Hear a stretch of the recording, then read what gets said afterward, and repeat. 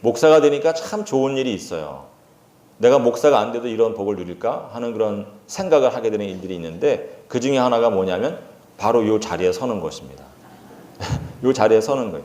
이 자리가 참으로 복된 자리구나. 제가 참 설 때마다 많이 느껴요. 서보지 않으면 모르는 거예요.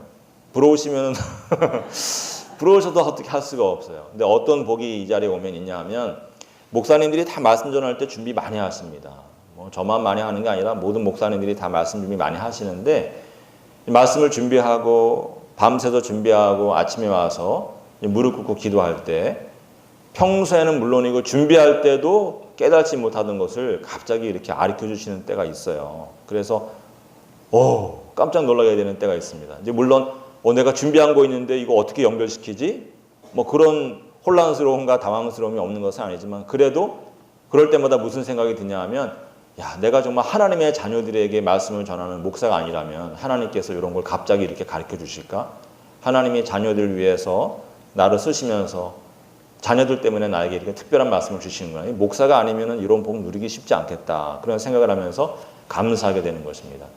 그런 일이 자주 있으면 사실 힘들긴 해요. 왜냐하면 자꾸 말씀을 바꾸고 갑자기 막 이렇게 어떻게 섞어야 되는지 그런 것들이 힘들긴 하지만 그래도 참 감사한데 이번 주에도 그런 일이 있었어요. 이번 주 금요일에는 창세기 34장 이제 후반부 그 세겜 마을 사람들에게 야곱의 아들들이 복수하는 그런 이야기를 전하는데 전날 준비를 많이 하고 이제 아침에 새벽에 와서 기도하고 또 이제 막 말씀을 시간이 돼서 일어나려고 하는데 한 5초 전인지 일어나려고 하는 순간에 하나님께서 전혀 제가 알지 못하고 깨닫지 못하는 것을 깨닫게 하시고 제가 여러분은 뭐 별거 아닌 것처럼 들었을지 모르지만 저는 정말 새로운 그런 깨달음을 얻은 그런 귀한 시간이었습니다. 저 개인적으로 참 은혜가 되고 그렇구나 돌아보는 그런 시간이 됐는데 창세기 34장이 무슨 내용인지 모르시는 분들을 위해서 잠깐 말씀을 드리면 창세기 34장은 야곱이 이제 세겜 땅에 가서 머무는 이야기로 시작을 해요. 원래는 베델로 가야 되는데 베델로 가지 아니하고 베델로 내려가는 길에 세겜에서 땅이 너무 좋은 거예요. 이야, 이 땅 좋은데? 그러면서 어려움도 다 사라지고 하니까 하나님 찾는 마음이 서서히 약해지면서 땅이 보이는 것입니다.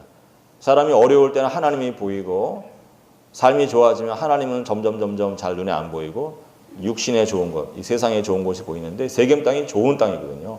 뭐 제가 설명하지 않겠지만 정말 어마어마하게 좋은 땅. 아마 그 당시에는 가장 좋은 땅이었을 거예요. 거기에서 딱 들어가서 보니까 너무 좋은 곳이라 야곱이 제일 먼저 뭘 하느냐? 거금을 들여서 땅을 삽니다.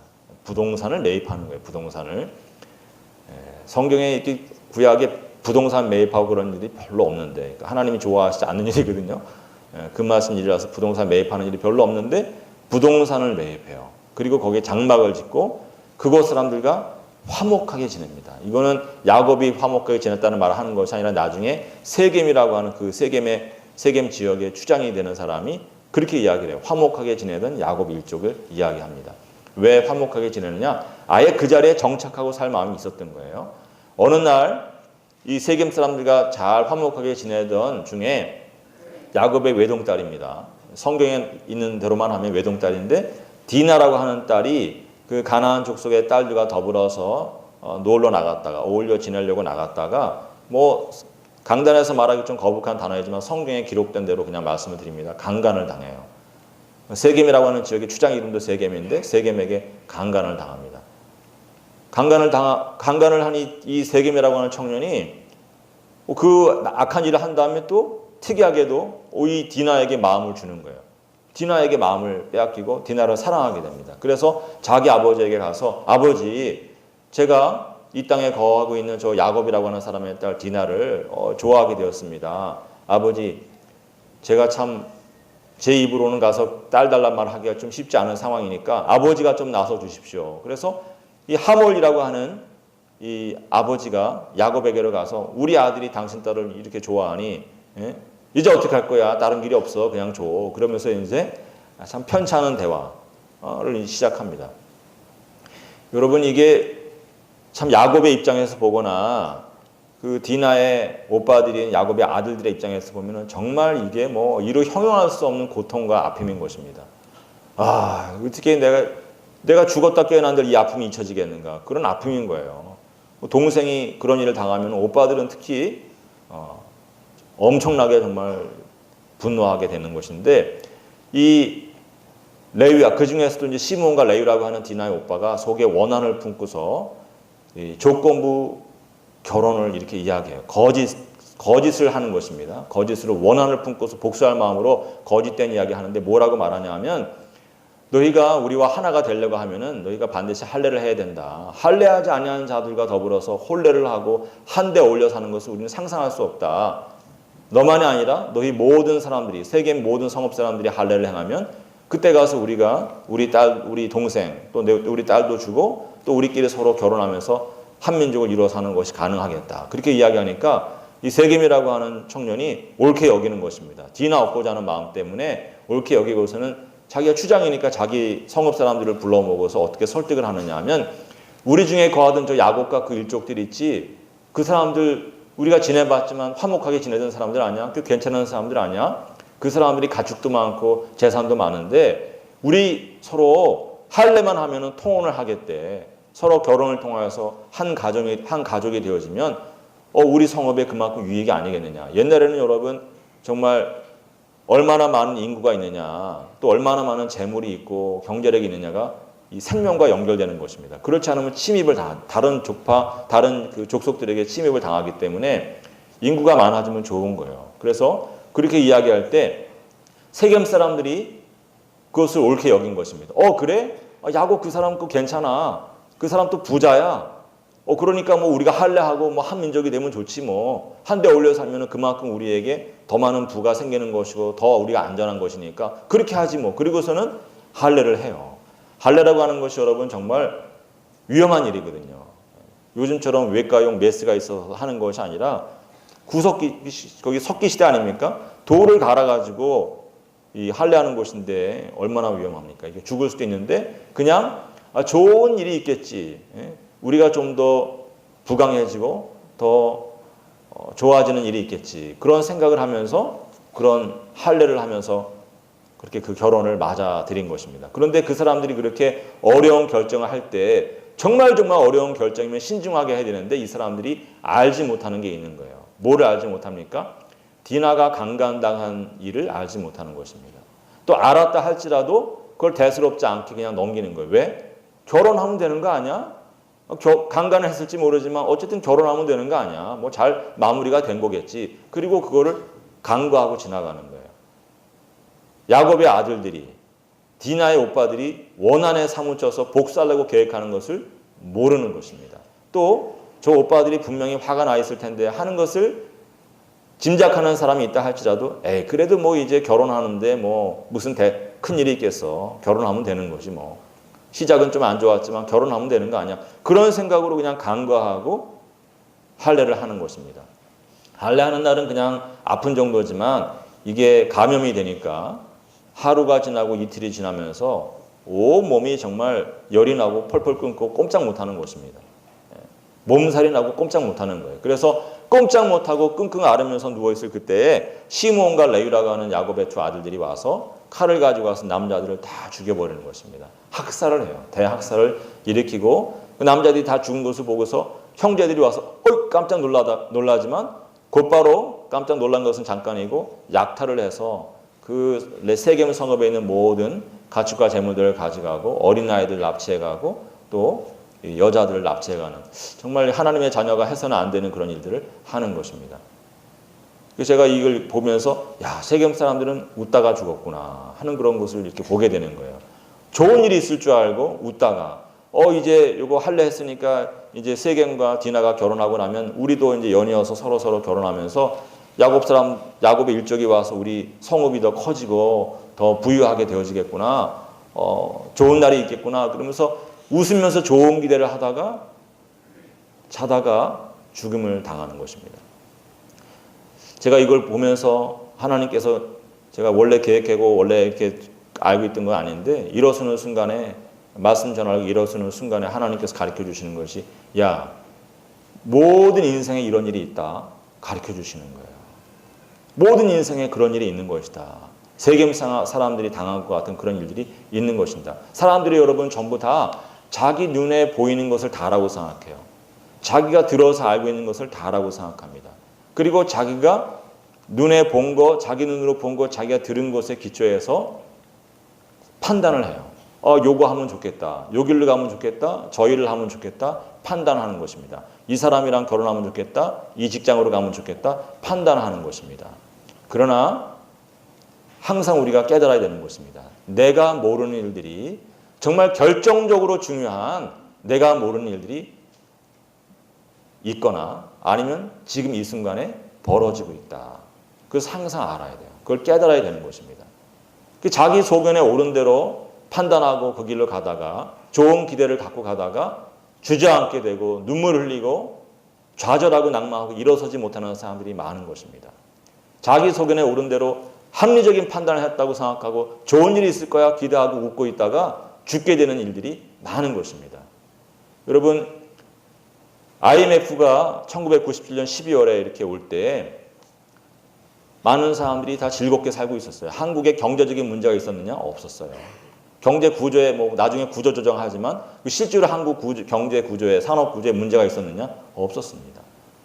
지금 정설이 뭐냐면은 IMF는 관리 부재로 온 것이다. 관리 부재로 온 것이 한국 경제 구조나 산업 구조에 문제가 있어서 온 것이 아니다. 그것이 정설입니다. 그 당시에도 그런 이야기를 했고 지금은 완전히 정설이에요. 어느 정도로 관리 부재가 심각했냐면은 당시 이제 김영삼 대통령도 외환 위기가 오기 4주 전에야 보고를 받았다는 거예요.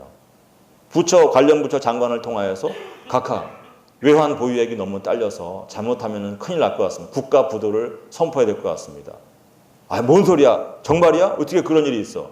각하 지금 심각합니다. 심각한 상태를 4주 전에야 알고 또 안 다음에도 방법이 따로 없어가지고 한순간에 1990년 12월 3일에 IMF 통제 가운데 관리하에 들어가는 그런 수치를 어려움을 겪은 것입니다. 그러면서 한순간에 많은 어려움이 온 거예요. 여러분 우리가 어떤 삶을 그 당시에 살고 있었냐 하면은 1989년에 해외여행 자유화 조치가 이제 허락되지 않았습니까? 그러나 70년대, 80년대에 많은 허리띠 졸라매고 돈을 많이 모았는데 누리지 못하고 있다가 해외여행 자유화 선포되니까 금방 나갔을 것 같지만 그렇지 않아요. 갑자기 나가라 그러면 나갈 수 있어요? 겁나서 못 나가는 것입니다. 경험이 없으니까 못 나가는 거예요. 이거 고기도 먹어본 사람이 먹는다고 한꺼번에 못 놀아요. 갑자기. 90년대 초반이 지나면서 초반이 지나면 중반으로 들어서면서 막 사람들이 이제 엄청나게 나가서 돈을 쓰고 하면서 흥청망청 정말 웃으면서 살았어요. 그 당시에. 우리나라 사람들이 웃으면서 살고 너 필리핀 가봤냐? 야, 필리핀 옛날에 가봤지. 나는 핀란드 가봤어. 막 그러면서 살다가 한순간에 여러분 IMF 온 것입니다. 한순간에 잘 나가던 분들이 직장에서 쫓겨나고 실업자가 되고 가정마다 어려움이 온 것입니다. 여러분 알아야 되는 거예요. 내가 알지 못하는 곳에서 어떤 일이 일어나고 있는지. 백성들이 무슨 죄가 있어요? 대통령도 모르는데 일반 개인들이 나라에 외환위기가 올 거 어떻게 알고 대처하겠습니까? 기업들도 모르는 거예요. 나라 국고에 외환이 얼마나 있는지 기업들이 어떻게 알겠어요? 모르고 있다가 당하는 것입니다. 우리가 알고 있는 것만 다가 아니에요. 모르고 있는 일이 있다. 인생엔 항상 지뢰가 있다. 내가 걷는 인생길에 지뢰가 있다. 이것을 깨달아서 알아야 되는 것입니다. 여러분 얼마 전에 있었지만 갑자기 치킨 회사 회장님이 엉뚱한 일을 해가지고 내가 이제 막 시작한 퇴직금 털어가지고 시작한 가맹점에 어려움이 올 줄 누가 알겠습니까? 아무도 모르는 거예요. 막 가맹점 이제 계약하고서 이제 막 계약서 딱 찍었는데 저녁에 와서 이제부터 내일부터 닭으로 내가 한번 부자가 돼봐야지. 기분 좋게 텔레비 보는데 딱 자기 회사 조금 전에 계약 맺고 온 회사 회장님이 엉뚱한 일이 나오면서 낙심하게 되고 절망하게 되는 일이 있는 것입니다. 또 최근에도 요즘 얼마나 그런 일이 많은지 몰라요. 주식시장에 교인들은 주식하는 일이 별로 없겠지만 큰맘 먹고서 요즘엔 주식시장 좋대. 그리고서 무슨 유명한 회사 이름을 얘기하지 않겠지만 주식을 산 거예요. 사자마자 갑자기 뉴스에서 회장과 택시기사의 녹음 파일이 막 인터넷에 돌면서 갑자기 주식 가격이 폭락하는 일들이 생기면 얼마나 낙심이 됩니까? 사람이 여러분 다 자기가 듣고 자기가 보고 판단하고 자기를 믿고 의지하면서 의사결정을 하고 행동하고 살아가지만 우리가 모르는 일들 때문에 인생길이 하루아침에 바뀌는 일들이 얼마나 많은지 모르는 것입니다. 여러분, 그래서 참다운 지혜가 어디 있는 것입니까? 참다운 지혜는 자기가 보고 듣는 것, 의지하는 것에 있는 것이 아니라 자기의 지혜와 자기의 인맥이나 자기의 힘을 믿고 의지하는 데 있는 것이 아니라 하나님, 내가 모르는 곳에서 어떤 일이 일어나고 있는지 내가 어떻게 나는 그거 연약한 인간일 뿐입니다. 하나님께서 보호해 주시고 지켜주셔야지 내가 어떻게 다 알겠습니까? 하나님, 내가 주님 앞에 무릎을 꿇사오니 하나님 나에게 은혜를 베풀어 주시어서 나를 항상 생명길로 걷게 하시고 안전한 길로 걷게 하시고 형통한 길로 걷게 하여 주시옵소서. 기도하는 것이 지혜인 것입니다. 쉬지 말고 기도하라고 했는데 왜 우리가 쉬지 말고 기도해야 됩니까? 우리의 인생길이 지뢰밭인 거예요. 언제 터질지 모르는 시한폭탄이 가득한 그런 길에서 우리가 기도해야지. 그래야 우리가 가는 그 시간에 시한폭탄이 터지지 않는 일들이 있어야지 딱 그 시간에 맞춰서 거길 가다가 터져버리면 가는 것입니다. 지뢰 밟으면 끝나는 거예요. 항상 여러분 긴장해서 살아야 되는 것입니다. 항상 쉬지 않고 기도해야 되는 이유가 여러 가지가 있지만 그 중에 하나가 그런 것입니다. 세계 사람들처럼 웃다가 죽는 것입니다. 웃다가 죽는 거예요. 흥청망청 쓰다가 한순간에 전혀 예기치 않게 어려움을 당하는 것입니다. 지혜를 가지시기 바랍니다. 쉬지 말고 기도하는 주의 자녀들, 신령한 지혜를 지닌 자녀들이 될 줄로 믿습니다. 우리 교회 이제 어린 자녀들도 많이 오고 그러는데 항상 우리가 왜 정말 자녀들을 위해서 기도해야 되는가? 여러분, 결혼처럼 중요한 게 없는데 세상에 여러분 사기 결혼이 얼마나 많은지 압니까? 먼데 얘기가 안 해요. 저도 제가 어렸을 때 다니던 교회에 아주 예쁜 동생이 있었어요. 얼마나 예쁘고 착하게 잘 자랐냐면 정말 귀한 중직자 가정의 딸인데 제가 지금도 기억해요. 그 아이만 생각하면 어른들이 항상 그 아이 지나실 때마다 아유, 너는 어떻게 이렇게 예쁘니? 아유, 어떻게 이렇게 예쁘니? 어떤 복 많은 녀석이 나중에 너를 데려갈까? 그런 얘기 하시고 그러는 거예요. 나중에 그 아이가 중매로 결혼했는데 중매로 결혼한 사람이 주사가 있는지 모르고 결혼한 거예요. 이 사람이 명문대 나왔습니다. 한국 사람들이 말하는 명문대 나오고 좋은 직장 들어갔어요. 성품도 좋습니다. 술도 잘 못하는 사람이에요, 사실은. 그런데 회사에서 막 권하면 성격이 좋으니까 착하니까 잘 거절을 못해요. 그러니까 한 잔, 두 잔 마시는 것입니다. 술이 약한 사람이 한 잔, 두 잔 마시고 집에 오면은 주사를 부리는 거예요. 특이하게도. 예? 주사도 여러 가지가 있어요, 여러분.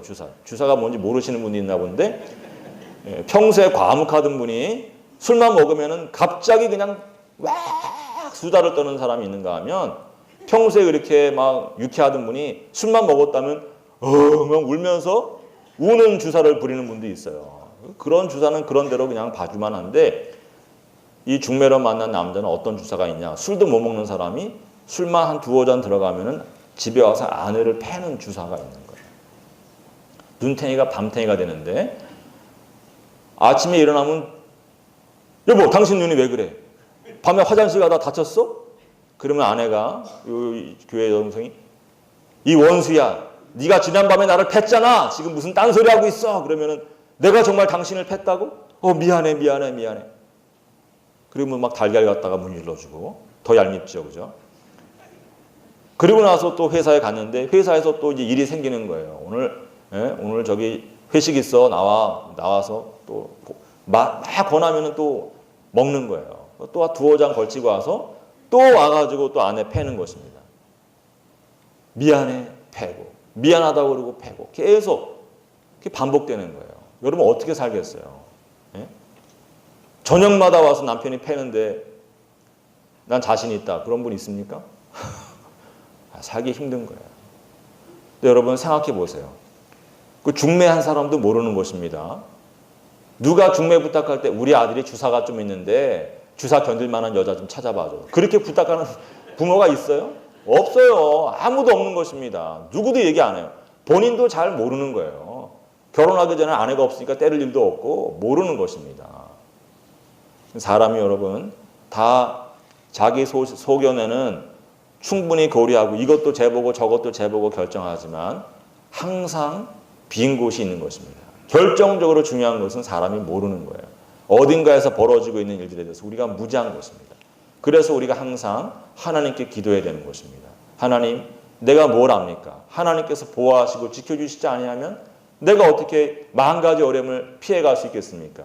내가 어떻게 지뢰밭에 가면서 다른 사람들은 다 지뢰밭에 걸려 넘어지는데 나만 안전하게 가겠다고 생각하는 그런 나는 그런 생각할 수가 없습니다. 그런 고백을 하면서 시한폭탄 피해가게 하시고 지뢰 피해가도록 하나님께 기도해야 되는 것입니다. 주님께서 우리에게 너희 주기도문으로 외우라고 하시면서 우리를 시험에 들지 말게 하시고 악에서 구하소서 늘 기도하게 하시는 것입니다. 여러분 항상 기도하면서 우리를 시험에 들게 하지 마시고 악에서 구하여 주시옵소서. 기도하는 것이 지혜인 줄로 믿으시기 바랍니다. 항상 주님 앞에 하나님 도와주시옵소서. 보호하여 주시고 인도하여 주시옵소서. 생명길을 걷게 하시고 형통한 길을 걷게 하시고 믿음의 길 거룩한 길에서 영원한 나라를 향하여서 끝없이 올라가는 그런 인생을 살게 하여 주시옵소서. 기도하는 신령한 지혜가 있는 우리 모두가 되어지길 주님의 이름으로 믿고 기도하고 축원합니다. 제가 연초에 나라를 위해서 기도해야 된다고 아주 진지하게 말씀을 전한 적이 있는데 제가 그 말이 예언이 돼가지고 4월 위기설이 왔는데 4월 위기설 어떻게 지나갔어요. 그런데 지금 4월 위기설보다 더 심각하고 더 아주 참 긴장되는 8월 위기설이 왔습니다. 당장 이번 주가 문제예요. 이번 주가. 북한에서는 이번 주를 얘기하고 미국에서는 9월 9일을 이야기합니다. 당장 어려움이 온 거예요. 그런데 참 우리 이 땅에 있는 우리 형제 자매들은 너무나 놀라운 믿음을 가져서 하나님께서도 깜짝 놀라시는 그런 믿음을 가지셔서 전쟁이 나면 이제 사람들이 전부 집값이 내려가야 되지 않습니까? 집 위로 포탄이 날아올 텐데 집 가져서 뭐예요? 근데 우리는 집값이 올라가요. 정말 한국 땅에는 구원받을 사람이 차고 넘치는 것입니다. 정말 놀라운 믿음을 가진 민족인데 여러분 이게 옛날에 스피노자라고 하는 철학자가 내일 지구의 종말이 온다 할지라도 나는 오늘 사과나무를 심겠다 뭐 그런 얘기를 했는데 우리나라 분들은 내일 전쟁이 일어나도 나는 오늘 서울에 집 한 채 갖겠다 뭐 이런 대단한 철학이 있는 것이냐 그런 것 같지는 않고 마음에 나름대로 어떤 이해들이 있냐 하면 전쟁 웃기지 마 전쟁 안 일어나 김정은이가 기본적으로 그래도 생각할 줄 아는 놈인데 전쟁이 일어나면 지 정권이 지금 누리고 있는 거 다 잃어버리고 죽게 될 텐데 뭐 때문에 전쟁을 일으키겠어? 그냥 협박하는 거지. 전쟁 절대 안 일어나.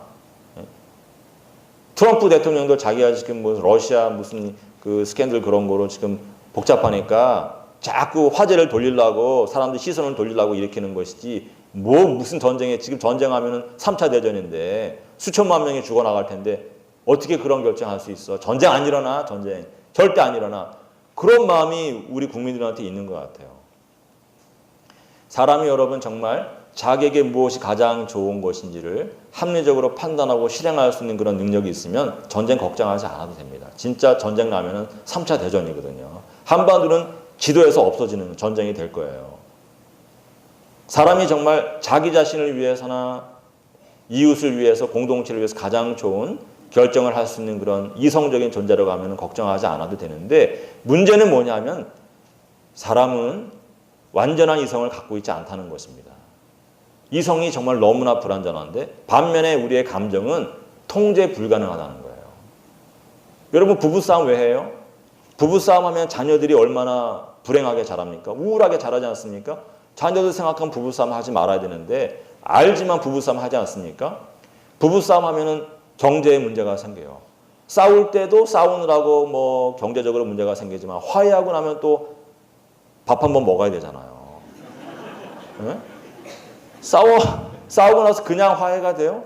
여보 우리가 왜 그랬을까? 외식 한번 좋은 데 가지. 그러면서 평소에 안 가던 좋은 데 가서 밥 먹으면서 돈이 없어. 그래서 여러분 사람이 정말 합리적으로 생각하면 부부싸움 하면 안 되는데 우리 교회는 부부싸움이 정말 없는 것 같아요. 저한테 보고 들어오는 게 아무것도 없어요. 근데 사람들은 부부싸움 하는 것입니다.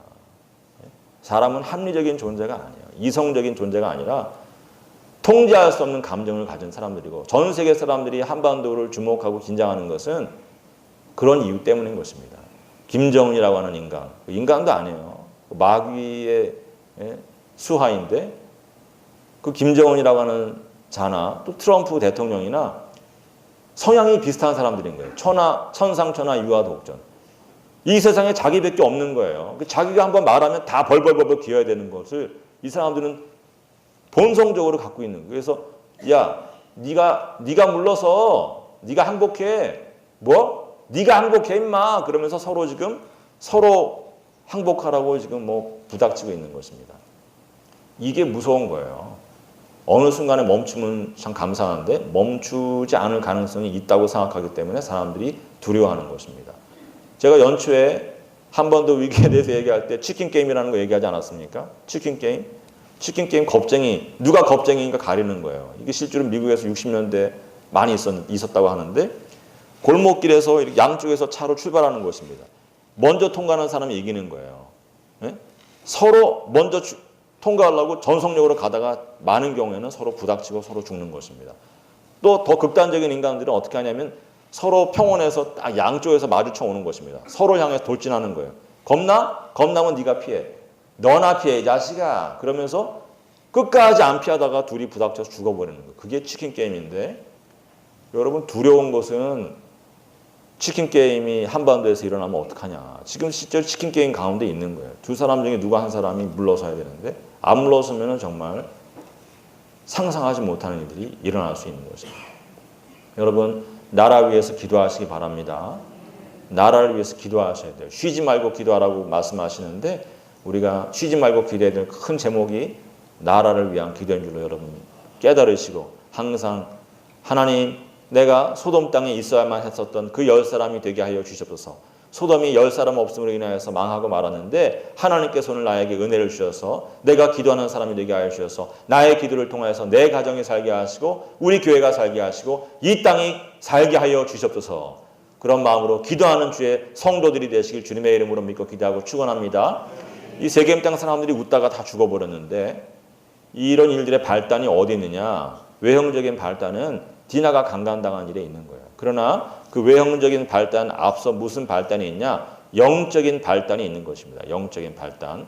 그 영적인 발단이 무엇인가 하면 야곱은 어디를 갔어야 됐냐면 제가 시간이 없어서 2부 때는 좀 자세히 말씀드렸는데 그냥 말씀드리자면 베델로 갔어야 돼요.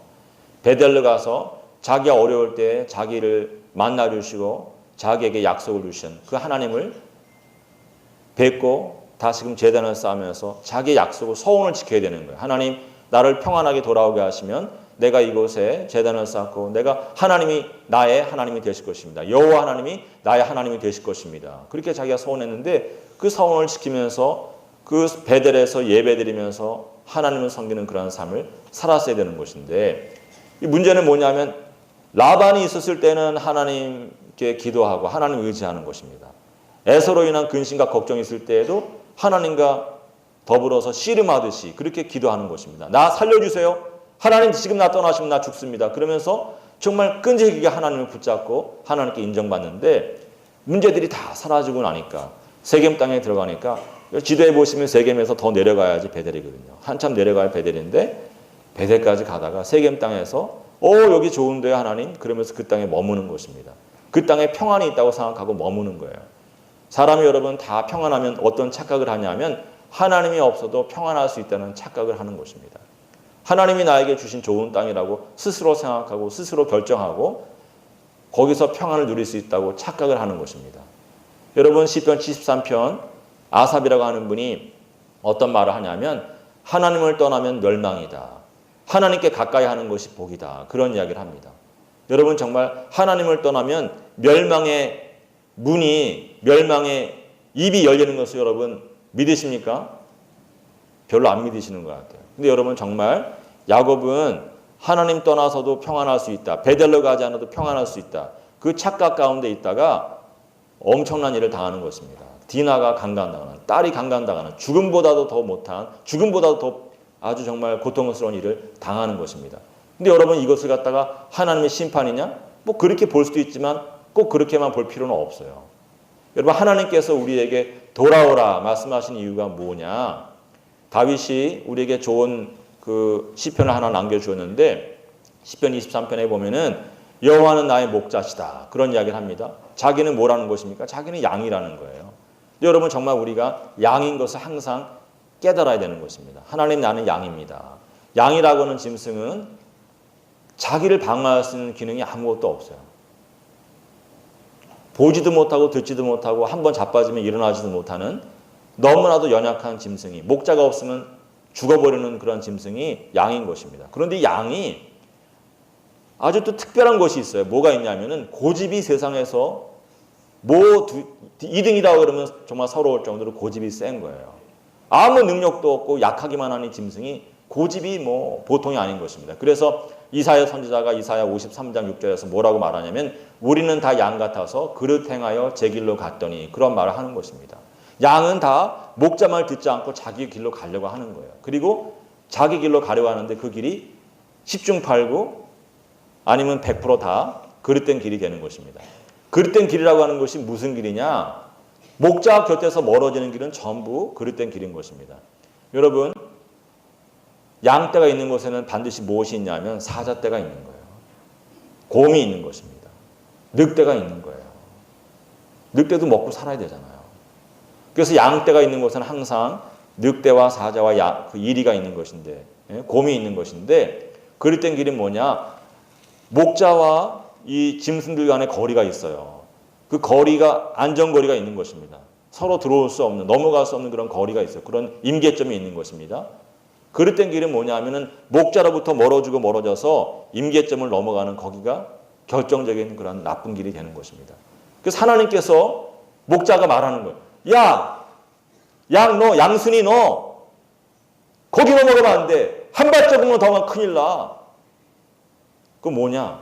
너 거기 넘어가면 나한테 맞는다. 너 혼난다. 그런 뜻이 아니라 너 한 발자국 더 나가면 사자가 덮쳐. 거기까지야. 더 이상 나가면 안 돼. 너 한 발자국만 더 나가면은 곰이 와서 너 물어가. 큰일 나. 안 돼. 돌아와. 여러분, 하나님께서 우리에게 돌아오라고 말씀하실 때는 그런 일 때문에 돌아오라고 말씀하시는 때가 많은 것입니다. 사람들이 그런데 대개 그런 말씀을 들을 때 어떻게 반응하냐면 여기까지 오는데 아무 일도 없었어. 한 발자국 더 나간다고 무슨 일이 있어.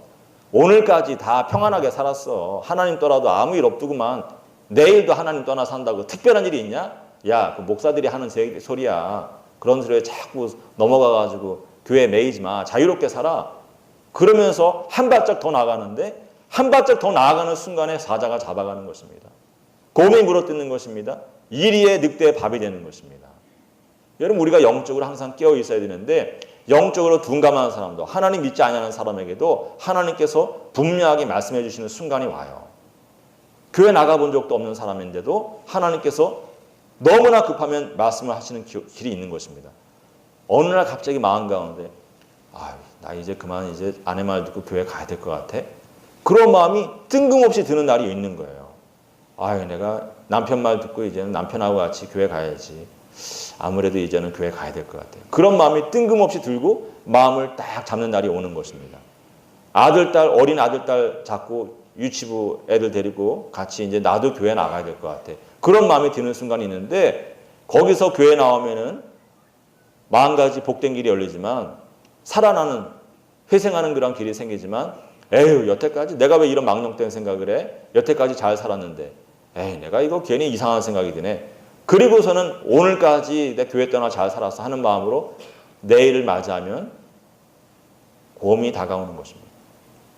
한 발짝 더 나아가는 순간에 여태까지 100발자국 올 때까지 아무 문제 생기지 않았지만 한 발짝 더 나아가고자 하는 순간에 사자가 오는 일들이, 사자가 눈앞에서 기다리고 있는 일들이 있는 것입니다.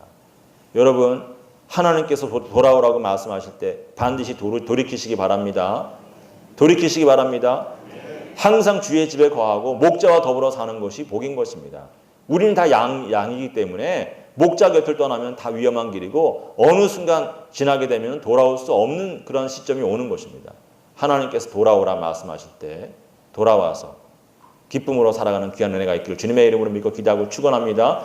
돌아올 때는 반드시 요만 말씀만 드리고 제가 끝내려고 하는데, 돌아올 때는 반드시 기쁜 마음으로 돌아와서 감사함을 입술에 담고 살아야 돼요. 여러분, 우리도 지낼 때 같은 일하는 사람들이 아침에 가서 말 한마디 안 하고 일만 하고 그러면은 괴롭잖아요. 그죠? 같은 공간에 살기 힘든 거예요. 가족도 마찬가지입니다. 남편이 집에 왔는데 아내가 맞아주지도 않냐고 말 한마디 안 해요. 얘기해도 대답도 안 해요. 조그맣게 얘기해요. 그러면은 긴장하는 거예요, 남편이. 우리 아내 화났나? 긴장하는 것입니다. 왜 그래요? 그러면 안 되는 것입니다. 항상 더불어 살지 않으려면 모르지만 더불어 살라고 하면은 항상 그 마음에, 그 입에 감사가 있고 기쁨이 있고 즐거운 소리가 있어야 되는 것입니다. 그래서 이번 수련회 주제도 은혜와 기쁨이 충만한 우리 교회인 것입니다. 제가 여러분 이제 들으면 짜증날 것 같은데 50의 딸을 낳고 53세 아들을 낳았어요. 제가 집에 가면은 요새 너무 좋은 거예요. 집에 가면은 정말 딸만 보면은 마음 가지 피로가 다 풀리고 아들을 보면은 저절로 웃음이 나오는 거예요. 정말. 그 보면은 늘 애들이 재롱 피는 게 아니라 제가 재롱을 피우고 그렇게 삽니다. 너무 좋은 거예요. 그러면서 제가 뭘 깨닫느냐? 내가 정말 나쁜 사람이구나 깨닫는 거예요. 왜? 아들을 보면은 저절로 웃음이 나오고 딸을 보면 저절로 웃음이 나오는데 아내한테는 웃어주지 않는 거예요. 내가 정말 나쁜 남편이구나. 깨달으면서도 잘 안 돼요. 참 본성적으로 이게 안 되는지 이게 잘 안 돼요. 어머니 모시고 살면서도 어머니 보고 웃는 일도 없어요. 내가 정말 나쁜 아들이구나. 여러분 사랑하면 웃음이 나오는 거예요. 그죠? 제가 요새 느끼는 것입니다. 사랑하면은 제가 평생에 누구한테 뭐 사랑한다 그런 말 별로 안 했는데 한 적이 없는데 아들 보고 딸 보면 항상 사랑한다 여명아, 사랑한다 담비야, 아빠 마음 알아줘.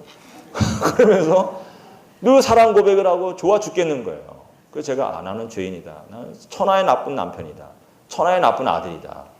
알게 되는데 저만 나쁜 건 아니에요 사실은. 저희 아내도 저한테 안 웃어요. 제가 왜 이런 말씀 드리냐. 여러분 하나님의 자녀들은 깨달아야 돼요. 웃지 않는 것은 죄다. 네? 웃지 않는 것은 죄다. 극악무도한 죄예요. 웃지 않는 거는. 김정은이만 극악무도한 것이 아니라 남편을 향해서 웃지 않는 아내는 극악무도한 죄인인 거예요. 아내를 향해서 웃지 않은 남편도 극악무도한 죄인인 것입니다. 왜 그래요 여러분? 남편을 향해서 웃어주면 남편이 얼마나 행복해하는데 왜 안 웃어줘요? 안 웃어주는 이유는 그런 거예요. 야 나도 힘든데 내가 너 왜 신경 써? 네가 알아서 스스로 즐겁게 살아. 에? 남편도 아내한테 내가 네 기분까지 힘써야 되냐? 신경 써줘야 돼. 네가 알아서 스스로 즐겁게 살아. 신경 안 쓰겠다는 거예요. 자기 아내인데도 자기 남편인데도 자기 자녀들과 관계가 돼 있는데도 네 일은 네가 알아서 해. 네 감정은 네가 알아서 해. 내가 너까지 행복하게 해주려고 막 힘써야 되냐? 그런 옳지 않은 마음이 교만한 마음이 약한 마음이 있기 때문에 웃지 않는 것입니다. 웃기 싫어도 웃어야 돼요. 웃지 않는 것은 교만한 것입니다. 웃지 않는 것은 죄가 가득해서 그래요. 저는 죄인이에요. 여러분은 아닌 것 같아요. 그죠? 여러분은 아닌 것 같아요. 저만 항상 죄인인데 여러분 정말 하나님께서 자녀들에게 오늘 말씀하시는 것입니다. 너 집에 가서 아내한테 좀 웃어라. 너 아무개 여집사 너 왜 남편이 오는데 웃지 않아? 왜 말도 안 해? 너 극악무도하구나. 말씀하시는 것입니다. 우리가 극악무도한 죄인이 되지 않으려고 하면은 항상 웃어야 돼요. 아내를 향해서 웃고 남편을 향해서 웃고 자녀들을 향해서 웃고 짜증내면 안 되는 것입니다.